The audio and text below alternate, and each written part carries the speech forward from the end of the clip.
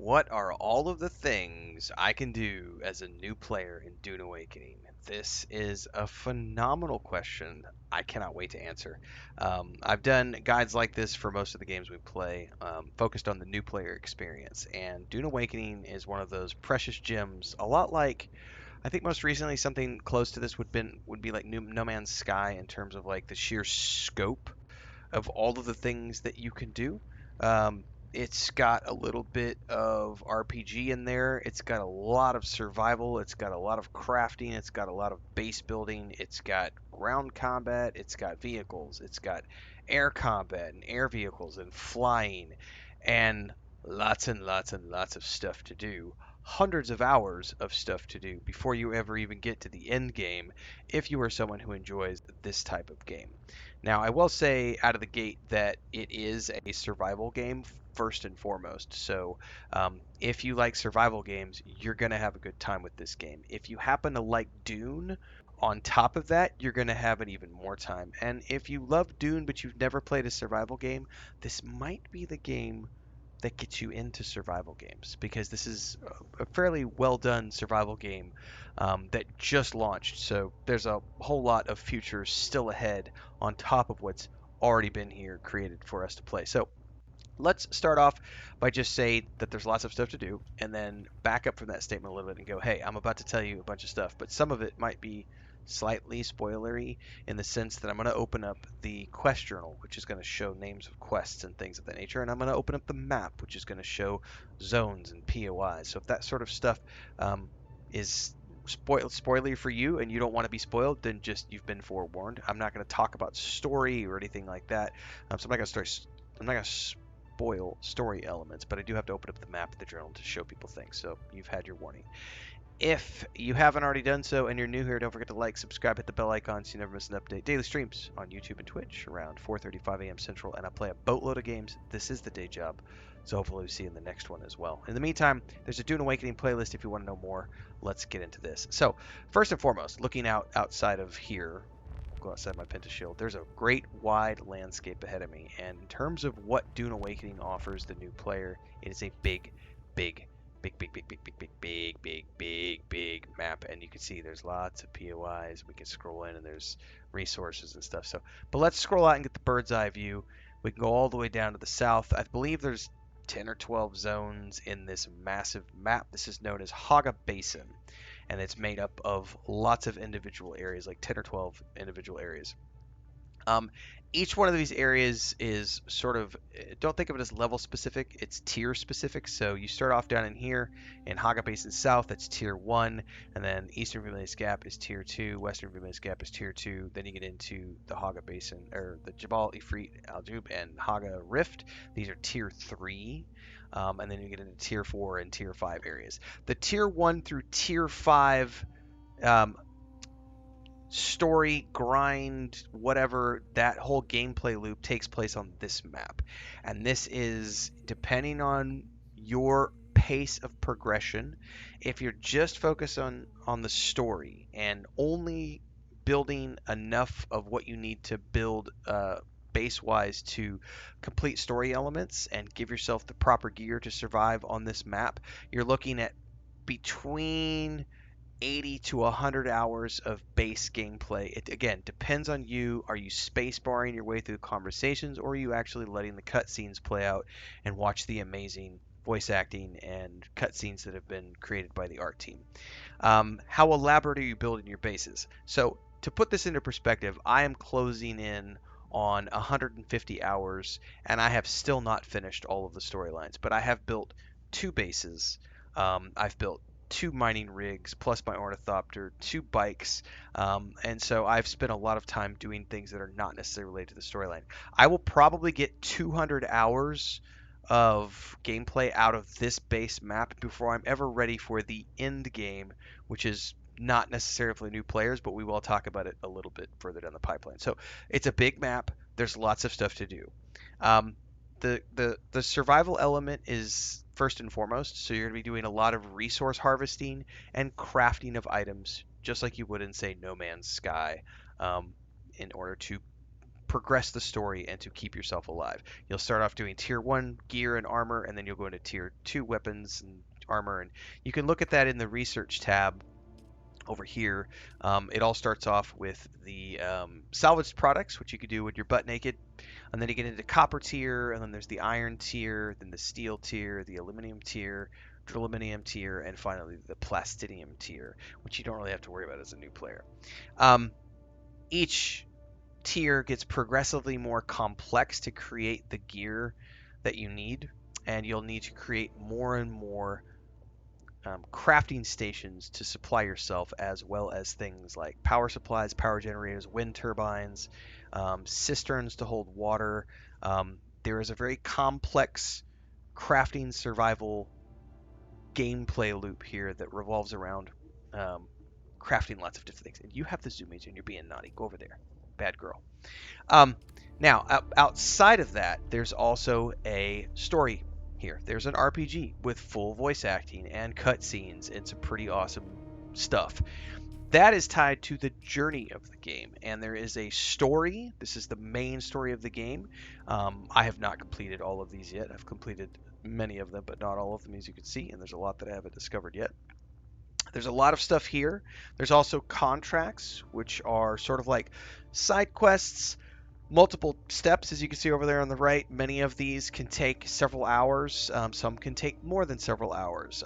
None of them, I think very few of them are like one and done. Most of these have multiple steps. I can't remember if there's any that only have like one step. I think most of these are quest chains, so they're quite involved. And then we also have the codex that you could dive into as well. So there is the base building and the survival settlements, which we haven't even showed the base building. I just talked about it. There's the all that stuff.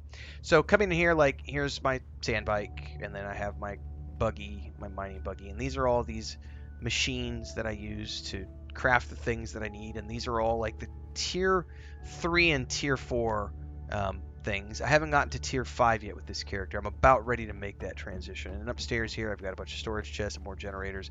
Of course, my ornithopter. And then if we look up here, I've got a big-ass base, which I have been focusing a lot of my time on. This is the second base. And this is where we get into, I can talk a little bit about this. There's two major factions that you can join in this game, the Atreides and the Harkonnen. And the factions, essentially, this base is not finished. That's why there's a stairwell just out of here. I've been working on this for quite a few sessions now. This base building thing has its own playlist on YouTube, so if you're interested in base building, you want to see how the base building works, you can find a base building playlist here.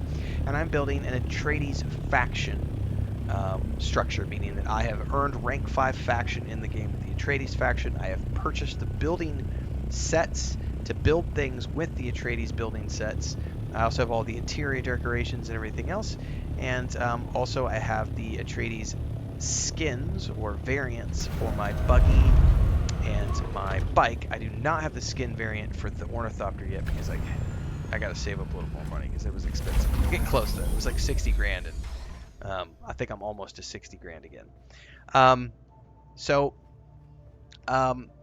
of that is here. On top of that, there is a fairly complex combat system, which ties into gunplay and melee play, as well as RPG-like abilities. So for example, you have skill trees, and these are based around archetypes. You have a trooper, you have a mentat, you have the planetologist, you have the Bene Gesserits, and you have the sword masters. And all of these have skills, and you can mix and match these however you want to mix and match them. And play around with this. There are tiers, so you start off at tier 1, and then you can advance to tier 2, and then you can advance to tier 3 by doing complex quest chains around the trainers, and send you off around the world to do adventures. Like the Mentat journey is all about like being a spy and an assassin, whereas the Planetologist is all about investigation and exploration. So they all have their own different themes to go on. You get abilities that you can use. You can interchange these abilities as you see fit. Abilities are things you use during combat and also exploration. There are passives and actives. So there's an RPG element to this, and a system whereby, if you look up at the top right, I'm level 148. As of this recording, the max level is 200. When you level up, you get skill points. You can then spend those skill points wherever you see fit to progress your character. On top of that, of course, is the gear. There is a complex tier system to the gear in both weapons and the gear that you wear. And if you get into the meta of this, you can also get into the customization of different types of skins that you can apply to your character based on what type of armor you are wearing. And of course, you can then color those things using swatches, which change the color of things. So if you're into cosmetics, you can go down this rabbit hole as well, which I totally am way down this rabbit hole. And you can customize everything, not just your clothing, but also your weapons. You can also customize your vehicles. There's different types of vehicles, which we kind of already talked about before, and you can customize those. Matter of fact, I have the Atreides variant on that and the Atreides variant on my bike with a specialty swatch or color applied to that based on my particular desires. Quick commercial break, everyone, to celebrate and give thanks to all of these amazing people who keep me on the air full time. Really appreciate the support. All you got to do is join as a member. You get access to private videos. You can also do super thanks on any upload or super chats and stickers on any live stream or premiere you see. And beyond that, don't forget we're multi-streaming over on Twitch now, so you can support over there as well. Thanks so much to everybody. Let's get back to the video at hand. Um, there's all of that at play. The base building is the optional thing, I would argue here.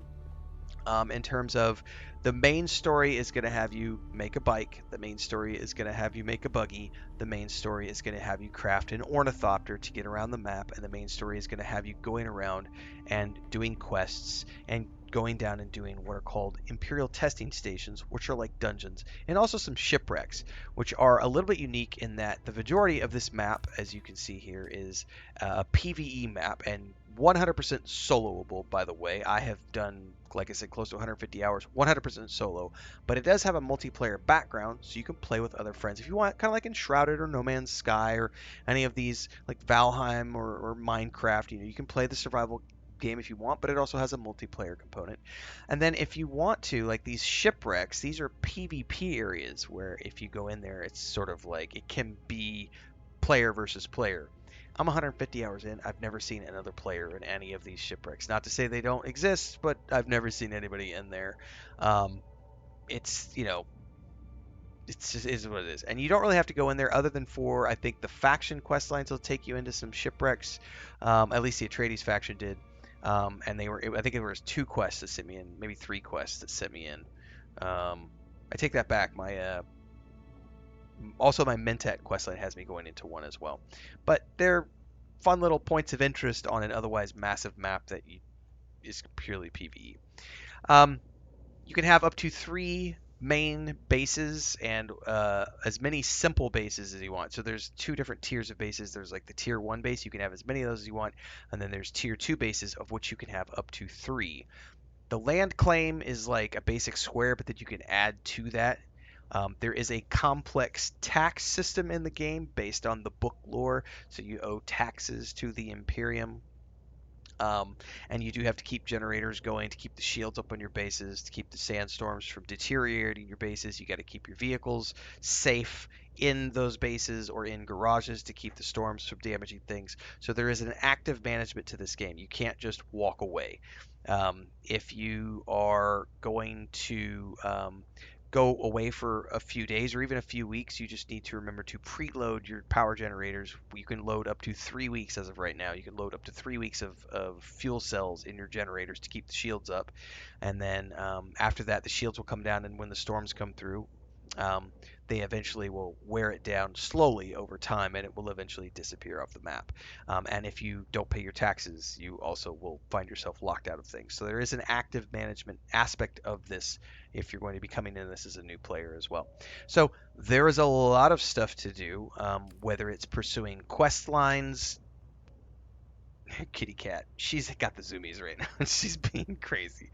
Um, Lots of do, and then like the combat is a mixture of like we have melee combat, which you can have all these different melee weapons. It's a complex combat system at play with shields and shielded enemies. Like I could put a shield on myself right now. You also have different types of melee or ranged weapons. I like to think of this. It kind of feels to me like the Division 2 a little bit with the gunplay. So I have a sniper rifle and an SMG, but you can also have rocket launchers and big, huge two-handed kitty cat. Being a monster. Big two-handed machine guns. There's all different types of um, ranged weapons you can use as well.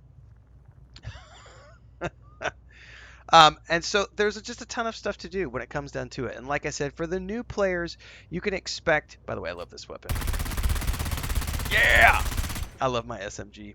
Um, Lots of stuff to do. Lots of different weapon types. You can make grenades. I've got like this turret that I can pull out, which does fun things to bad guys. I have a poison ability which I can shoot at people, which does a big old AoE poison cloud. I've got a Shigawai that allows me to like jump up, and I can use my boost pack to like fly up like Superman and go all over the place and explore. I almost died there. And you can also do it the other way and jump down. Blanca. La Blanca, Cristina. No, estoy grabando video. Um, Sorry, I was telling Chris about not to let Blanca out. Anyway, lots of stuff to do. It's a lot of fun.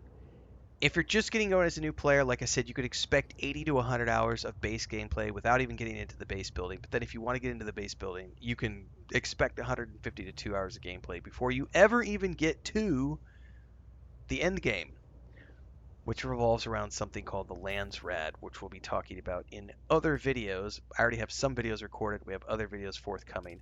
So if you want to know more about that kind of stuff and what is the Lands Rad, what are decrees and all this other stuff, and the deep desert, that's a big, huge place that's way bigger than the map we just saw. That map has like 10 or 12 um, sections. The Deep Desert has, I believe, 80 plus sections. It's a whole nother thing, but it's not for new players. So check the playlist below. I've got a ton of Dune Awakening guides, and plus we do all the live streams and everything else. And don't forget the base building journey if you want to follow along with that. In the meantime, go forth, have fun. Let me know your thoughts down below, and I'll see everybody in the next one. Stay safe and happy gaming.